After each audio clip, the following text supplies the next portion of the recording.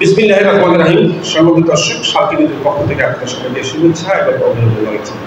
প্রিয় দর্শক, আপনারা প্রত্যেকে জানেন আমার শান্তিনিধির একটি প্রতিনিয়ত একটি অনুষ্ঠান আমি করে থাকি, সেটি হচ্ছে গুণীজনদের কথা।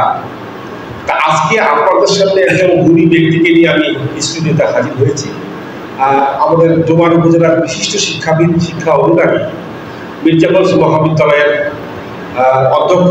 প্রিয় দর্শক, যেটি আমি জানাচ্ছিলাম যে এই গুণী যে ব্যক্তি, শিক্ষা অনুরাগী এবং মানুষ গড়ার কারিগর যাকে আমরা বলি, সেই শিক্ষা অনুরাগী জনাব অধ্যক্ষ আনোয়ার হামিদ শাহিন ভাইয়ের কাছে আমি আজকে এসেছি। ওনাকে আমি আমন্ত্রণ জানিয়েছি আমার স্টুডিওতে। তো এখন আমি তার সঙ্গে কথা বলবো এবং আপনাদের সাথে পরিচয় করিয়ে দিব। ভাই, আসসালামু আলাইকুম। ওয়ালাইকুম আসসালাম। কেমন আছেন আপনি? আছি, ভালো আছি। মানে শান্তিনিধি আসার জন্য অনেক ধন্যবাদ এবং কৃতজ্ঞতা জানাচ্ছি। আমিও ধন্যবাদ জানাচ্ছি তোমাকে, শান্তিনিধিকে। জি, তো আজকে আমি যেটি নিয়ম আমার যে শান্তিনিধিতে প্রতিবেদন করি সেটি হচ্ছে গুণীজনদের কথা। সেই গুণীজনদের কথা অনুষ্ঠানে সকল দর্শককে স্বাগত জানাচ্ছি আজকে আলোচনা শোনার জন্য। যারা যারা এই আলোচনা শুনছে সবাইকে শুভেচ্ছা অভিনন্দন জানাচ্ছি। তো আমি জানতে চাচ্ছি যে আপনি তো মির্জাগঞ্জ কলেজে 1995 সালে জন্মলগ্ন থেকে আপনি মির্জাগঞ্জ মহাবিদ্যালয়ের অধ্যক্ষের দায়িত্ব পালন করছেন। তাই আপনি আপনার জীবনের কিছু কথা এবং শিক্ষা ক্ষেত্রে এবং কলেজ সম্পর্কে কিছু কথাবার্তা বলবেন, দর্শকের সামনে আপনি বলবেন। আপনি এসএসসি পাস কত সালে পেয়েছেন? 1980 সালে এসএসসি পাস করি তোমার বহুমুখী উচ্চ বিদ্যালয় থেকে। জি। এবং এসএসসি পাস করি আমি তোমার সরকারি কলেজ থেকে। আর আমি মাস্টার্স করি হচ্ছে রাজশাহী বিশ্ববিদ্যালয় থেকে রাষ্ট্রবিজ্ঞানে। এবং সেখান থেকে পাশ করার পরে আমি ডোমার কিন্ডারগার্টেন নামে একটি প্রতিষ্ঠান আমি এখানে চালু করি। কিছুদিন চাকরি করার পরেই আমি মির্জাগঞ্জ মহাবিদ্যালয়ে 1995 সালে আমি জয়েন করি অধ্যক্ষ হিসেবে। এবং আমি এই কলেজের যে প্রতিষ্ঠাতা সাবেক রাষ্ট্রদূত আনোয়ার সরকার বীর মুক্তিযোদ্ধা, এবং তার উদ্যোগেই এই কলেজটি প্রতিষ্ঠা হয়। এবং আমি প্রতিষ্ঠার লগ্ন থেকেই আমি এই কলেজের অধ্যক্ষ হিসেবে দায়িত্ব পালন করি। এবং গত 24শে আগস্ট আমি অবসরে যাই। 24শে আগস্ট 2025 সালে 24শে আগস্ট আমি অবসর। আপনি এই যে মির্জাগঞ্জ মহাবিদ্যালয়ের প্রতিষ্ঠা লগ্ন থেকে অধ্যক্ষের দায়িত্ব পালন করছেন, তো এই শিক্ষাক্ষেত্রে আপনার বর্তমানে আপনি অবসরে যাওয়াকালীন সময় আপনার কলেজে কোন ছাত্রছাত্রীর সংখ্যা কত? আমার কলেজের মোট ছাত্রছাত্রী 450 জন। শুধু ইন্টারমিডিয়েট তো 450 জন চলছে এবং নতুন ক্লাসে ভর্তি হবে আর কি। আর আমার কলেজ থেকে 1998 সালে প্রথম পরীক্ষায় অংশগ্রহণ করে এবং তখন থেকে পর্যন্ত আমার কলেজের রেজাল্ট খুবই ভালো। প্রিয় দর্শক, যেটি জানাচ্ছিলাম, আপনি প্রত্যেকে জানেন যে মির্জাগঞ্জ মহাবিদ্যালয় কিন্তু বিশেষ করে রেজাল্ট নিয়ে অনেক সুনাম অর্জন করেছেন এবং ডোমার বিদ্যালয়ের মধ্যে শ্রেষ্ঠ। মানে আমাদের রেজাল্ট এবং আমার যে প্রতিষ্ঠান থেকে যারা পাস করছে তার বেশিরভাগই তারা ভালো ভালো প্রতিষ্ঠানে তারা ভর্তি হওয়ার সুযোগ পেয়েছে। এবং এখন দেখা যাচ্ছে ঢাকা ভার্সিটির টিচার হয়ে গেছে, রুয়েটের টিচার হয়ে গেছে, বিভিন্ন প্রতিষ্ঠানে তারা শিক্ষকতা করছে এবং অনেক পেশায় আপনার কলেজে ছাত্র করেন। এবং যে ঢাকা ভার্সিটির টিচার হয়ে গেছে, অর্থনীতিতে টিচার, সে এখন আমেরিকায় ডক্টরেট করতেছে। প্রিয় দর্শক, শুনছিলেন যে আনোয়ার হামিদ শাহিন ভাই তার হাতে গড়া অনেক ছাত্র ছাত্রী দেশের বিভিন্ন প্রান্তে উচ্চ পর্যায়ে তারা কিন্তু আজকে কর্মরত রয়েছেন। তো এই আনোয়ার হামিদ ভাই তার যে যোগ্যতা, তার যে ভালোবাসা এবং তার নিজের হাতে গড়া এই প্রতিষ্ঠানটি 3 দিন করে গড়ে তুলেছেন এতটি বছর। সেই মির্জাগঞ্জ কলেজ কিন্তু তোমার মধ্যে একটা ভালো সুনাম হয়ে গেছে এইচএসসি রেজাল্টের। কলেজ থেকে যে অবসরে গেলেন, অবসরে যাওয়ার পরে আসলে আপনার কেমন ফিল হচ্ছে?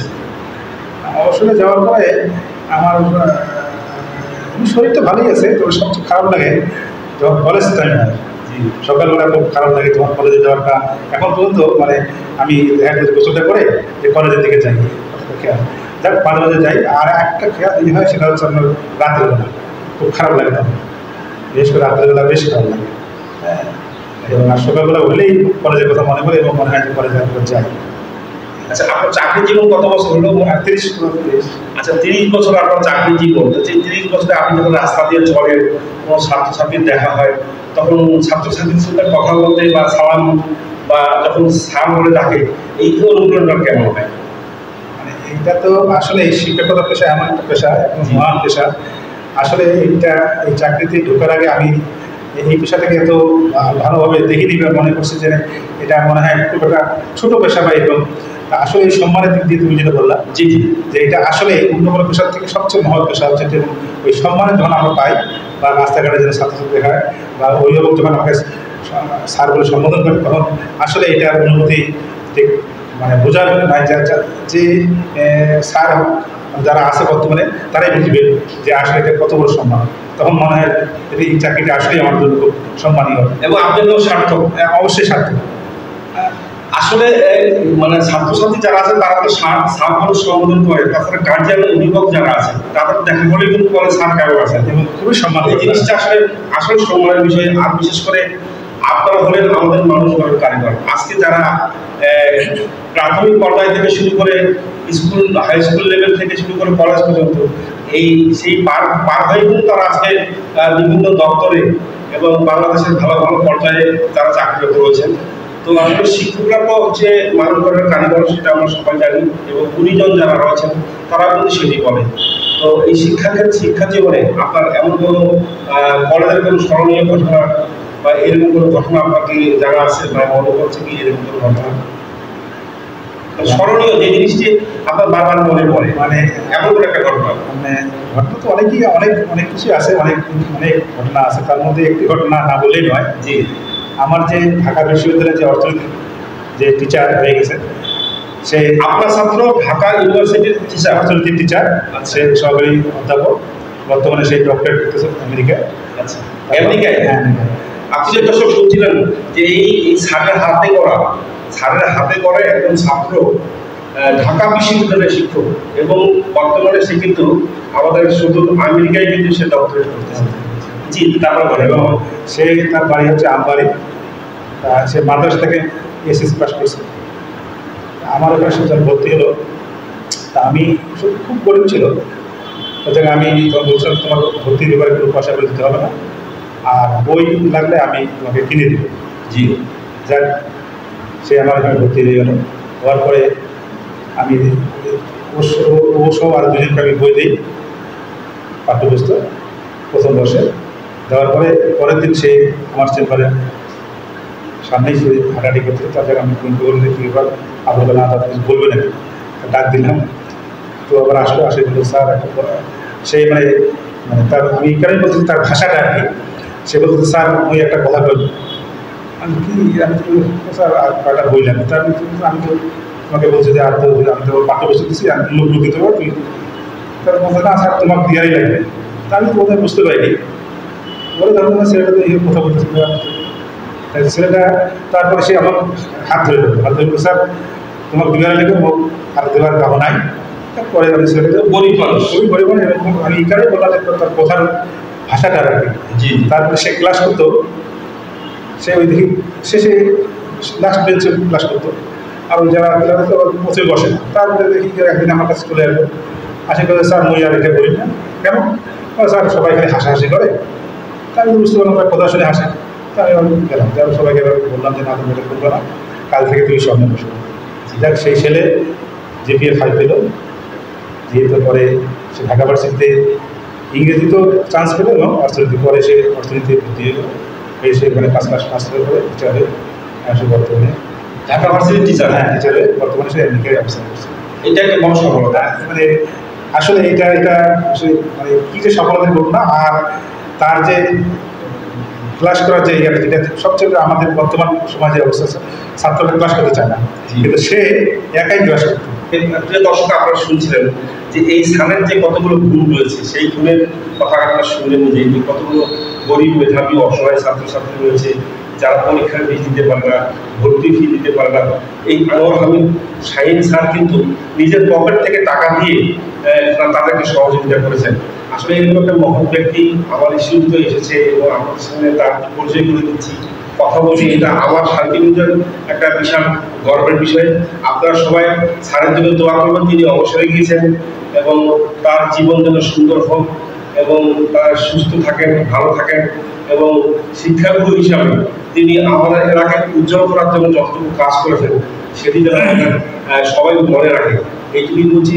তো আমরা কথা বলতে বলতে প্রায় শেষ পর্যায়ে এসেছি। আর কয়েকটি প্রশ্ন আপনাকে করবো, সেটি হচ্ছে যে এখন তো আপনি অবসরে আছেন, এখন আপনার দিন কেমন কাটছে? এখন দিন তো মানে কাটছে, খারাপ নয়, তবে শরীরটাও ভালো আছে। তবে যেহেতু খুব বেশি দিন হলো না রিটায়ার করেন, তার কারণে ওইভাবে এখন ইফেক্টটা হয়নি। আর মাঝে মধ্যে আমি কলেজ যাচ্ছি, এখনো যাচ্ছে? 2-3 দিন গেছেই বলতো, গেছি আর কি। হ্যাঁ, আর টিচাররা তো সবসময় মোবাইল করে কথা বলে, মোটামুটি কাটতেছে, খুব একটা অসুবিধা এখন করিনি, ভালো সুখে ভালো আছে। দেখ, আমি অভিভাবকদের অনুরোধ করবো, এই সন্তানদের আমাদের সঠিক পথে চালানোর আমাদের দায়িত্ব, এবং আমাদেরকে তাদের ব্যাপারে সজাগ থাকতে হবে এবং তাদের সাথে বন্ধুর মতো মিশতে হবে। অবশ্যই তারা ভালো রেজাল্ট করবে, এটাই আমার কামনা। ধন্যবাদ। প্রিয় দর্শক, আপনারা শুনছেন আমাদের যে বিশিষ্ট শিক্ষা অনুরাগী শিক্ষাবিদ, আমাদের শিক্ষাগুরু আনোয়ার হামিদ শাহীন ভাইয়ের কথা। তিনি যিনি পরামর্শ দিয়েছেন আমাদের যুব সমাজ এবং বর্তমান প্রজন্মের যে ছাত্রছাত্রী যারা রয়েছে তাদেরকে মোবাইল থেকে দূরে থাকার জন্য এবং মাদক থেকে দূরে থাকার জন্য, এবং বিশেষ করে মোটর বাইক নিয়ে তারা যে রাস্তাঘাটে বেপরোয়াভাবে চলাচল করছে, এতে কিন্তু দুর্ঘটনার শিকার হচ্ছে এবং আমাদের অভিভাবকরা খুবই দুশ্চিন্তায় আছে।